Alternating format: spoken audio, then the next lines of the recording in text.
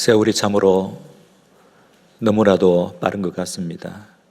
2023년 새해 또 하나님께서 우리에게 주셨습니다. 이 새해 한 해 동안에도 우리 주님의 은혜로 우리 성도들의 가정과 일터와 또 우리 교회가 주님이 기뻐하시는 아름다운 열매가 풍성하게 맺기를 바랍니다.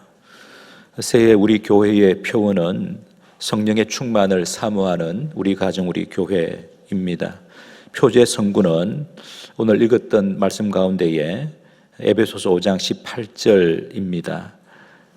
5장 18절에 술 취하지 말라 이는 방탕한 것이니 오직 성령으로 충만함을 받으라. 사도 바울은 성도와 교회를 향하여 오직 성령으로 충만함을 받으라 라고 권면합니다. 성령님은 어떤 분이실까요? 신구약 성경에서 말씀하는 성령님은 삼위일체 하나님 가운데에 제3위의 하나님이십니다. 성부 하나님의 영이시고 성자 예수님의 영이라고도 합니다. 성령님은 지혜의 영이시지요. 하나님의 말씀을 깨닫게 하시는 영이며 하나님의 말씀대로 살게 하시는 영이십니다. 성령님은 말 그대로 거룩한 영입니다. 우리를 거룩하게 하시는 영이시며 죄와 싸워서 이기게 하시는 영이십니다. 성령님은 권능의 영이시죠. 예수님과 복음을 증거하게 하시는 영이시고 예수님의 증인이 되게 하시는 영이십니다. 성도를 주님의 성숙한 제자로 자라게 하시는 영이시고 교회와 세상을 새롭게 하시는 영이십니다. 예수님께서 십자가에 죽으시기 전날 저녁에 제자들에게 긴 말씀을 하셨는데 다락방 강화라고 합니다. 그 다락방 강화에서 곧 성령님을 보내주시겠다고 제자들에게 약속하시면서 성령님이 어떤 분이신지를 말씀하셨습니다. 요한복음 14장 16절 17절입니다. 예수님께서 말씀하십니다. 내가 아버지께 구하겠으니 그가, 아버지죠, 성부 하나님, 그가 또 다른 보혜사를 너에게 주사. 예수님도 보혜사이시지만 또 다른 보혜사를 너에게 줄 것이다 라고 말씀을 하십니다. 보혜사라고 하는 뜻은 곁에서 돕는 분이라는 뜻입니다. 너에게 주사 영원토록 너희와 함께 있게 하리니 그는 또 다른 보혜사죠. 그는 진리의 영이라. 세상은 능히 그를 받지 못하나니 이는 그를 보지도 못하고 알지도 못함이라. 그러나 너희는 그를 아나니 그는 너희와 함께 계시며 또 너희 속에 계시겠습니다. 예수님은 성령님을 진리의 영이라고 하셨습니다. 예수님을 믿는 성도와 교회에 성령님께서 내주하고 계시는데 그 성령님께서 성도와 교회에 내주하시는 목적 가운데 하나가 진리를 가르치는 것이다 라고 예수님이 말씀하셨습니다. 여기 진리의 핵심은 예수님이시죠. 요한복음 14장 6절에서 나는 길이요 진리요 생명이다 예수님이 선언하셨습니다. 그러므로 성령께서 하시는 일은 예수님이 진리라는 것을 가르쳐 주신다는 뜻입니다. 요한복음 14장 26절입니다. 보혜사 곧 아버지께서 내 이름으로 보내실 성령 그가 너희에게 모든 것을 가르치고 내가 너희에게 말한 모든 것을 생각나게 하리라. 여기 예수님께서 제자들에게 말한 모든 것이란 진리입니다. 예수님이 누구신지, 예수님이 무슨 일을 하셨는지 하실 것인지 가르쳐 주는 것이 바로 진리이죠. 요한복음 16장 12절에서 14절까지 역시 예수님께서 제자들에게 성령님이 어떤 분이신지 말씀하고 계십니다. 내가 아직도 너희에게 이를 것이 많으나 지금은 너희가 감당하지 못하리라. 그러나 진리의 성령이 오시면 그가 너희를 모든 진리 가운데로 인도하시리니 그가 스스로 말하지 않고 오직 들은 것을 말하며 장래일을 너희에게 알리시리라. 그가 내 영광을 나타내리니 내 것을 가지고 너희에게 알리시겠습니다. 성령님께서 하시는 최우선의 일은 성도와 교회로 하여금 진리이신 예수님을 알게 하는 것입니다. 더 나아가 예수님을 의지하고 존경하고 사랑하게 하시는 분이 성령님이십니다. 우리가 성령님을 힘입어 예수님을 의지하고 존경하고 사랑하면 우리는 예수님처럼 참 자유자가 됩니다. 고린도후서 3장 17절입니다. 주는 영이시니 주의 영, 성령이죠. 성령이 계신 곳에는 자유가 있느니라.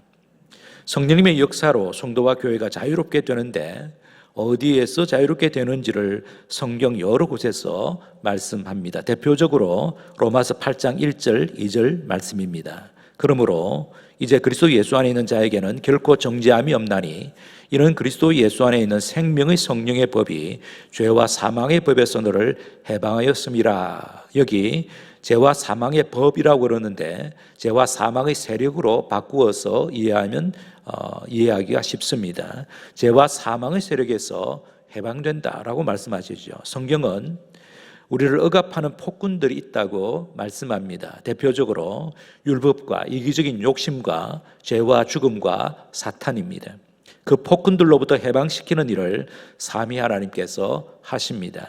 성도와 교회는 삼위 하나님의 역사와 또 삼위 하나님의 은혜로 율법에서 이기적인 욕심에서 죄에서 죽음에서 사탄의 압제에서 자유롭게 되는데 이 자유는 소극적인 자유라고 할 수 있습니다. 뭐뭐로부터의 자유, 수동적인 자유라고 할 수 있습니다.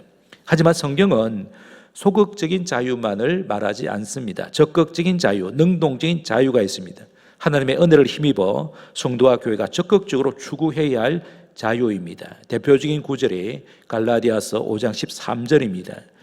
이 갈라디아서는 자유의 대헌장이라는 별명이 붙은 서신입니다. 갈라디아서 5장 13절 사도 바울이 갈라디아 교회에 이렇게 쓰고 있습니다. 형제들아 너희가 자유를 위하여 부르심을 입었으나 그러나 그 자유로 육체의 기회를 삼지 말고 오직 사랑으로 서로 종노릇하라.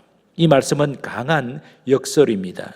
사도 바울은 갈라디아서 5장 1절에서 다시는 종의 멍에를 매지 말고 주님께 주신 자유를 마음껏 향유하라고 했습니다. 그런데 금방 읽었던 9절 갈라디아서 5장 13절에서는 다시 종이 되라고 말씀합니다. 즐겁게 남의 종이 되어라. 즐겁게 남을 섬기는 자유를 행사하라고 한 것이죠. 이것이 성도와 교회가 추구해야 할 자유, 참 자유, 최고의 자유입니다. 지금까지의 말씀을 네 가지로 요약할 수 있겠습니다. 첫째는 예수님께서 성령님을 하나님 아버지께 받아 우리에게 보내주셨다. 둘째는 그 성령님께서 우리에게 예수님을 구주와 주님으로 믿게 하신다. 셋째는 예수님을 구주와 주님으로 믿는 성도와 교회에 성령님께서 영원히 내주하신다. 마지막 넷째는 내주하시는 성령님을 통하여 성도와 교회는 생명과 복을 누리고 나누는 축복의 통로가 되게 하신다. 이렇게 네 가지로 요약할 수 있겠습니다. 그런데 오늘 본문 에베소서 5장 18절을 보면 사도 바울은 성령으로 충만하도록 성령으로 충만함을 받으라고 명령하고 있습니다. 성도와 교회가 왜 성령으로 충만해야 할까요? 소극적인 이유와 적극적인 이유로 나눌 수 있습니다. 소극적인 이유는 16절에서 말씀하는 대로 때가 악하기 때문입니다. 16절 보세요. 세월을 아끼라 때가 악하니라. 세월이 흐를수록 사람들이 악해진다는 뜻입니다. 세상의 지배정신과 주류 문화는 사람을 취하게 하는 독한 술처럼 사람의 정신을 혼미하게 하고 방탕한 삶을 부추깁니다. 그러므로 성령으로 충만하지 않고는 이 세상의 지배정신과 주류 문화에 동화되어 버립니다. 그러면 불신자와 별 다르지 않게 살게 되죠. 그러하기에 성도와 교회는 성령으로 충만해야 합니다. 성령으로 충만해야 할 이유가 무엇입니까? 적극적인 이유로 지혜로운 자가 되기 위해서입니다. 15절에 말씀하고 있죠. 그런즉 너희가 어떻게 행할지를 자세히 주의하여 지혜 없는 자같이 하지 말고 오직 지혜 있는 자같이 하라고 말씀합니다. 17절에서는 그러므로 어리석은 자가 되지 말고 오직 주의 뜻이 무엇인가 이해하라고 말씀합니다. 여기 지혜로운 자란 주님의 뜻을 이해하고 실천한 자를 가르칩니다. 주님의 뜻을 제대로 이해하려면 성령의 조명이 있어야 합니다. 주님의 뜻을 따라 살려면 성령님의 권능을 받아야 합니다. 다시 말하면 성령으로 충만해야 주님의 뜻을 분별하고 주님의 뜻을 따라 살 수 있다는 뜻입니다. 사도 요한도 성도와 교회가 하나님의 뜻을 행해야 한다고 말씀했습니다. 요한일서 2장 15절에서 17절입니다. 이 세상이나 세상에 있는 것들을 사랑하지 말라. 누구든지 세상을 사랑하면 아버지의 사랑이 그 안에 있지 아니하니 이는 세상에 있는 모든 것이 육신의 정욕과 안목의 정욕과 이생의 자랑이니 다 아버지께로부터 온 것이 아니요 세상으로부터 온 것이라. 이 세상도 그 정욕도 지나가되 오직 하나님의 뜻을 행하는 자는 영원히 그하느니라. 하나님의 뜻이란 성도와 교회가 이 땅에서 수행이 될 하나님의 사명, 하나님께서 우리에게 부여하신 사명을 뜻합니다. 성령님으로 충만해야 하나님께서 우리에게 맡기신 사명이 무엇인지 명확하게 알게 되고 그 사명에 충성할 수 있습니다.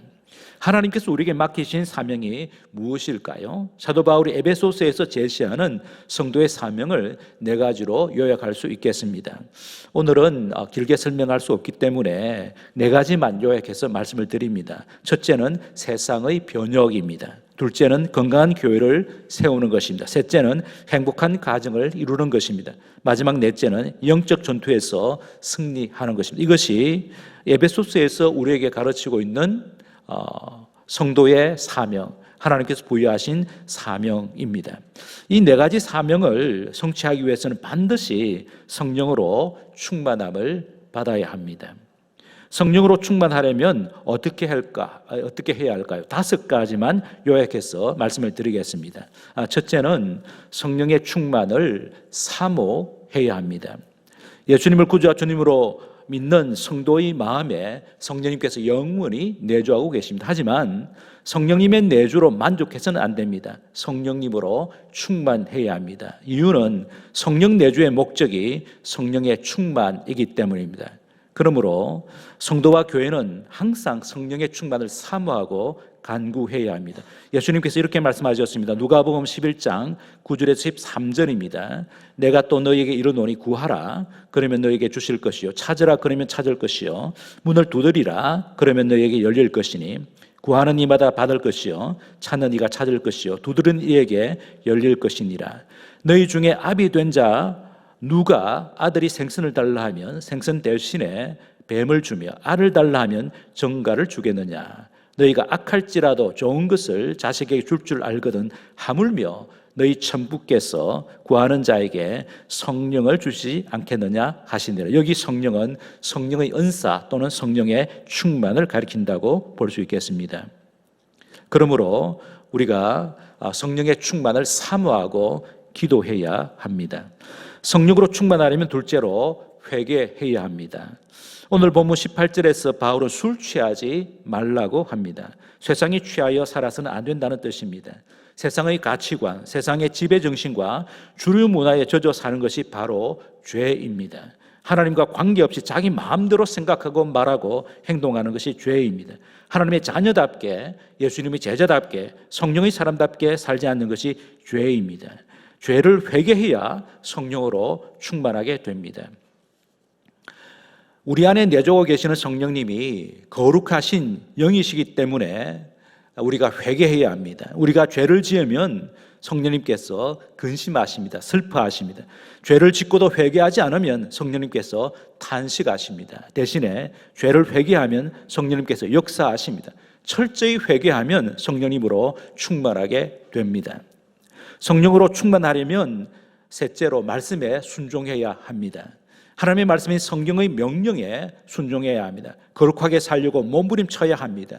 사랑을 실천하려고 최선을 다해야 합니다. 그럴 때에 성령님께서 강력하게 역사하십니다. 이유는 성령님이 진리의 영이시며 성경의 원저자이시기 때문입니다.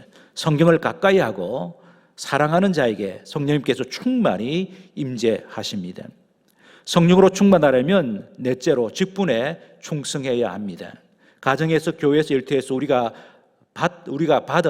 맡은 직분이 있습니다. 그 직분들을 주신 분이 하나님이시지요. 그러므로 우리가 하나님께 받은 직분에 충성하면 하나님의 영이신 성령님께서 강력하게 역사하십니다. 성령으로 충만하려면 마지막 5째는 교회 생활을 즐거워해야 합니다. 성령님은 성도 개개인에게 내주하시지만 교회에도 임재하십니다. 오순절 성령 강림 사건은 120여 명의 성도들이 예루살렘의 한 다락방에 모여 함께 기도했을 때에 일어났습니다. 그 이후로도 함께 모여 예배하고 교제하고 기도하는 교회에 성령님께서 충만히 임하셨습니다. 이것이 교회의 역사입니다. 착실하게 교회 생활을 하는 성도들에게 성령님께서 충만히 임하시는 것입니다. 성도 여러분, 성령의 충만이야말로 주님께서 자기 백성들에게 주시는 가장 좋은 선물입니다. 왜 성령님의 충만이 주님의 가장 좋은 선물일까요? 성령님으로 충만할 때에 주님께서 맡기신 사명을 완수할 수 있기 때문입니다. 성령으로 충만할 때에 풍성한 생명과 하늘의 복을 마음껏 누리고 나눌 수 있기 때문입니다. 그러므로 저와 여러분은 올해 우리 교회의 표어처럼 매 순간 성령의 충만을 사모해야 합니다. 이제 성찬식을 거행하겠습니다. 성찬식에서 함께 나누는 음식은 떡과 포도주입니다. 떡은 십자가에서 찢기신 주님의 몸을 상징하고, 포도주는 십자가에서 흘리신 주님의 피를 상징합니다. 한마디로 말해서 성찬은 주님의 생명을 상징합니다. 떡과 포도주를 먹고 마시는 것은 주님의 생명을 먹고 마시는 것을 의미합니다. 성도는 사람들이 만들었거나 세상이 주는 것으로 사는 것이 아니라 주님께서 주시는 생명으로 사는 자들입니다. 이것을 확인하는 자리가 성찬식입니다. 이 떡과 포도주를 먹고 마시면서 주님께서 내 안에 살아 계시는구나 라고 하는 것을 느끼고 확인하게 됩니다.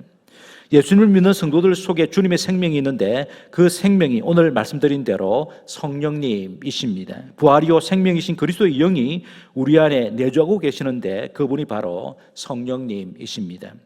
성찬식을 통하여 우리는 떡과 포도주를 눈으로 보고 손으로 만지고 입으로 먹어 맛을 느끼고 배에 채웁니다. 이 같은 행위들을 통해서 우리 안에 내주하고 계시는 성령님을 의식적으로 느끼게 하시려고 예수님께서 우리에게 성찬식을 제정하여 주셨습니다. 그리고 한 식탁에 앉아 거룩한 양식을 먹는 성도는 하나님의 나라와 교회의 좋은 일꾼이 된다는 것을 상징적으로 보여주는 예식이기도 합니다. 성도 여러분, 성부 하나님께서 성자 예수님을 우리에게 내어주셨습니다. 예수님께서는 십자가에서 자기의 생명을 내어주셨습니다.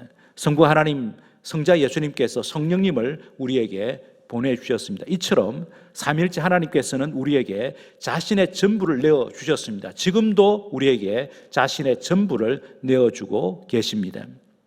삼위일체 하나님께서 우리에게 자신의 전부를 내어주셨고 지금도 내어주시고 계심을 오감으로 느낄 수 있도록 당신의 자녀들에게 배설하신 은혜의 식탁이 성찬식입니다. 지금까지 우리는 하나님의 은혜로 살아왔습니다.